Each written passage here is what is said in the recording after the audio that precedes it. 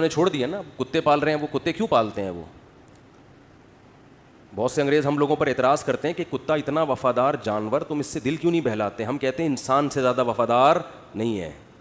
کتے وہ پالے جس کے پاس پالنے کے لیے بچے نہ ہوں, انسان نہ ہوں, وہ پالے. اور کتوں سے صرف دل ہی بہلا سکتے ہو. کتا کما کے نہیں دے گا آپ کو, اولاد آپ کو کما کے دے گی. اولاد اپنے اختیار سے محبت کرے گی. کتا جو آپ سے محبت کر رہا ہے اپنے اختیار سے نہیں, قدرت نے, فطرت نے اس میں وفا اور محبت کے سافٹ ویئر انسٹال کیے ہوئے ہیں. وہ اپنی مرضی سے یہ کام نہیں کر رہا, اس لیے آپ کو خوشی بھی نہیں ہوتی. اولاد تو اپنے اختیار سے آپ کی خدمت کرتی ہے. بیٹا ہوگا تو بہویں بھی ہوں گی, داماد بھی ہوں گے, بیٹی ہوگی تو پوتے بھی ہوں گے, نواسے بھی ہوں گے. کتا ہوگا تو یہ سب چیزیں بولو. تبھی تو انگریزوں کا سارا سیٹ اپ ختم. آپ کسی گورے سے ملے نا, یہ کون ہے, یہ گورا تعارف کرو, یہ میرا فرینڈ ہے, یہ میری گرل فرینڈ ہے, بس سارا سیٹ اپ ختم. کبھی دیکھا گورا تعارف کروا رہا ہو آپ امریکہ کسی گورے کے گھر جائیں, یہ میری خالہ ہیں, یہ میری پھپھو ہیں, یہ میری ممانی ہیں, یہ میری چاچی ہیں, میری بھتیجی ہے, یہ میرا بھانجا ہے, یہ میرے بردر ان لا ہیں, یہ میرے مدر ان لا ہیں, اور یہ میری نانی ساس اور دادی. ہمارے یہاں تو اتنے پوری ایک چین چلتی ہے.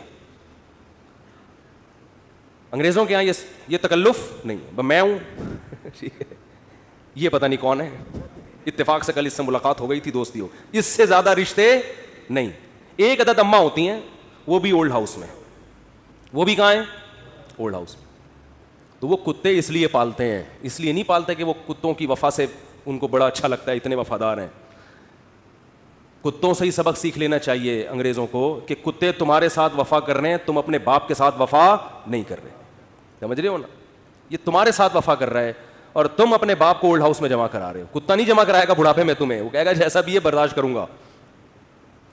غیر مسلموں کی جو خوبیاں ہیں نا, وہ اول نظر میں, پہلی نظر میں آپ کو, بعدی نظر میں بہت زبردست لگیں گی.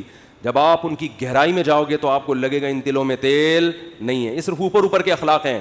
میں اکثر ایک بات کہتا ہوں نا کہ لوگ اکثر ہمیں کہہ رہے ہوتے ہیں کہ انگریزوں کے اخلاق بہت اچھے, تھینک یو. بات شروع کرنے سے پہلے 3 دفعہ تھینک یو. جیسے ہمارے کوئی وظیفہ جب بتایا جاتا ہے نا تو شروع میں اول آخر 11 دفعہ درود شریف پڑھیں. تو انگریز بھی جب کوئی بات کرے گا تھینک یو سے شروع کر کے تھینک یو پہ ختم. اور ہمارے ہاں گالیوں سے شروع کر کے درمیان میں بھی گالی اور آخر میں بھی گالی. اتنا وہ تھینک یو نہیں کہتا جتنی ہمارے ہاں گالیاں ہیں. لوگ مجھے کہتے ہیں مفتی صاحب آپ پھر بھی کہتے ہو مسلمان اچھے ہیں, اتنی گالیاں دے رہے ہیں صبح شام, پھر بھی اچھے ہیں. اور انگریز ہر بات میں مسکراتا ہے تھینک یو, پھر بھی. میں کہتا ہوں بھائی وہ تھینک یو پہ پیسے خرچ نہیں ہو رہے. ہم جب گھر میں جاتے ہیں تو ہم سے جو گھر والوں کے, بیگموں کے مطالبے ہوتے ہیں نا, گورا یہ مطالبے افورڈ بولو نہیں کر سکتا. ہم گھر والوں کو گھر مہیا کرنا کس کی ذمہ داری ہے؟ یہ جو بحریہ ٹاؤن کے پلاٹ کے لیے مچل رہا ہوتا ہے تو بیگم کی وجہ سے ٹینشن میں ہوتا ہے. بیوی نہ ہو تو روڈ پہ بھی زندگی گزر جاتی ہے.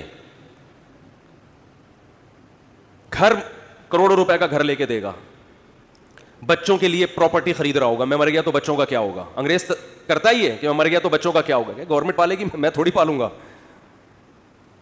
ہمیں پتا ہے کہ بھائی ہم نے انتظام کر کے جانا ہے ان کے لیے. پھر محلے کے خراب لڑکوں کے ساتھ تو نہیں بیٹھ رہا, صبح شام یہ ٹینشن.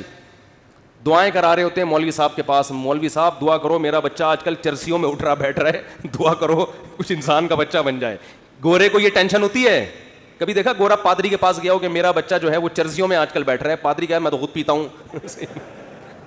پادری کہے گا میں تو خود پیتا ہوں, پی لیا تو کیا ہو گیا, کیا کر لے گا. وہ تو ٹینشن فری لوگ ہیں بھائی, ریلیشن ہی نہیں ہے ان کا. پھر بیگم کے بھائی گھر میں آ رہے ہیں تو اس کو پوچھا کیوں نہیں. ایک صاحب نے بتایا میرا اتنا پھڈا ہو گیا گھر میں, ایک دن میرا سالہ آ گیا, میں کہیں دماغ میرا حاضر نہیں تھا, میں نے اس کو چائے کا پوچھنا بھول گیا. میں کہہ رہا ہے جو میری بیگم نے ہنگامہ کیا ہے کہ میرے بھائیوں کو پوچھتے نہیں ہو اتنی. اور یہ عورت کے لیے ٹینشنیں اٹھا رہا ہے مرد. کس کے لیے؟ عورت کے لیے. گرل فرینڈ نہیں رکھی ہوئی اس نے, پوری زندگی کی ٹینشن. اس کے باپ کو بھی باپ بنا لیا, اس کی ماں کو کیا بنا لیا, اپنے ابا بھی تھے. اپنی انگریز اپنے ابا اماں کو اولڈ ہاؤس میں جمع کر رہا ہے. ہمارے سچی مچی کے ابا اماں پہلے سے تھے, ہم نے جناب ایک مدر ان لا اور فادر ان لا کو بھی لے لیا ہم نے. وہ کہہ رہے ہیں ہم ایک باپ سے تنگ ہیں, تم 2 باپ پال رہے ہو یار.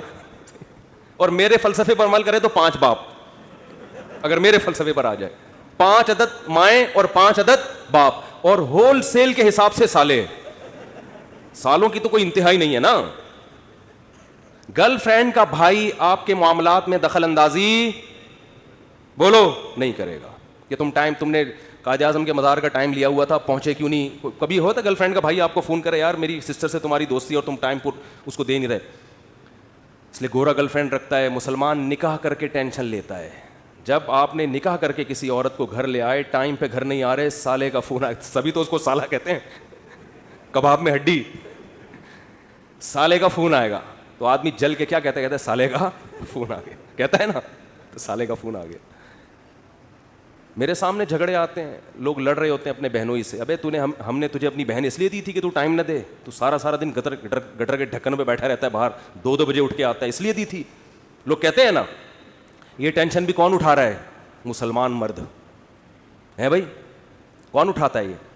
پھر وہ اپنے بوڑھے باپ کو بھی پال رہا ہے, خرچہ کر رہا ہے, بوڑھی ماں کو بھی پال رہا ہے, بیوی کی بھی سن رہا ہے, بچوں کی بھی سن رہا ہے. اس کے بعد میرے بھائی تھینک یو اگر نہیں بھی کہتا تو کوئی اتنا بڑا مسئلہ بولو نہیں. لاکھوں روپے گھر پہ خرچ کر رہا ہوتا ہے وہ, تو گالیاں تو بنتی ہیں نا, پھر دینی نہیں چاہیے. وہ معین اختر صاحب کا پروگرام تھا نا, کئی دفعہ بیان کر چکا ہوں, وہ انور مقصود کے ساتھ.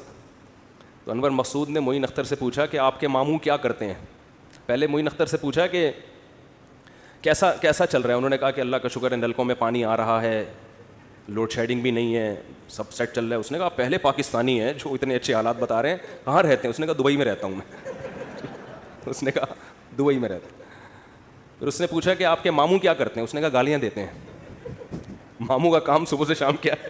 حالات ایسے ہیں نا, حالات ایسے ہیں کہ ماموں کا کام صبح سے شام سوائے گالیاں دینے کے. انگریز کچھ دن یہاں رہ کے جائے, جیسے معین اختر کے ماموں گالیاں دیتے تھے نا, انگریز انگلش میں ایسی گالیاں دے گا. کچھ دن یہاں رہے تو صحیح, یہ تو ہمارا حوصلہ ہے. تو اس نے کہا گالیاں کیوں دیتے تھے؟ اس نے کہا مالک مکان پانی کے پیسے لینے آ گیا, تو ماموں اس کو لے گیا, بولا تو ایک لوٹا بھر کے دکھا. پانی ہے نہیں, پانی کے پیسے لینے آ رہا, تو ایک لوٹا بھر کے دکھا.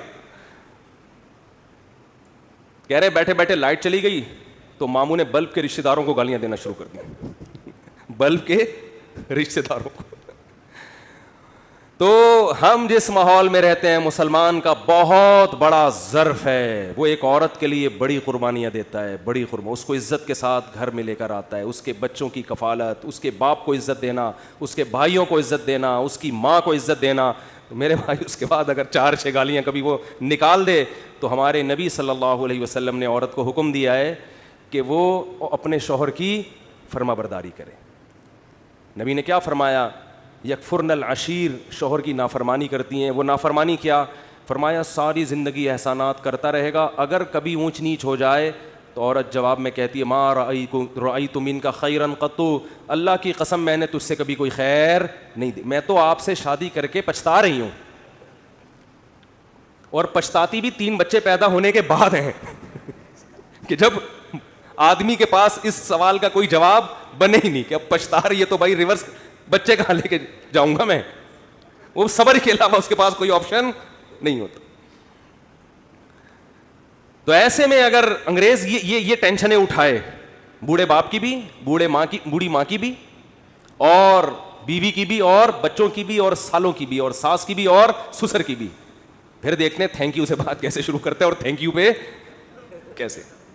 وہ ایک صاحب کہنے لگے یار اتنے اچھے اخلاق ہیں. میں نے کہا کسی انگریز سے بولو 50 روپے دے, گالی دے دے مجھے یہ تھینک یو نہیں چاہیے. وہ کہے گا 50 روپے نہیں دوں گا, تھینک یو جتنا لینا ہے. یہ فری پھوکٹ کا تھینک یو ہے بھائی, یہ فری پھوکٹ کا تھینک یو ہے. ایک دھیلے کا خرچہ اٹھانے کے لیے تیار نہیں ہے کسی کا بھی.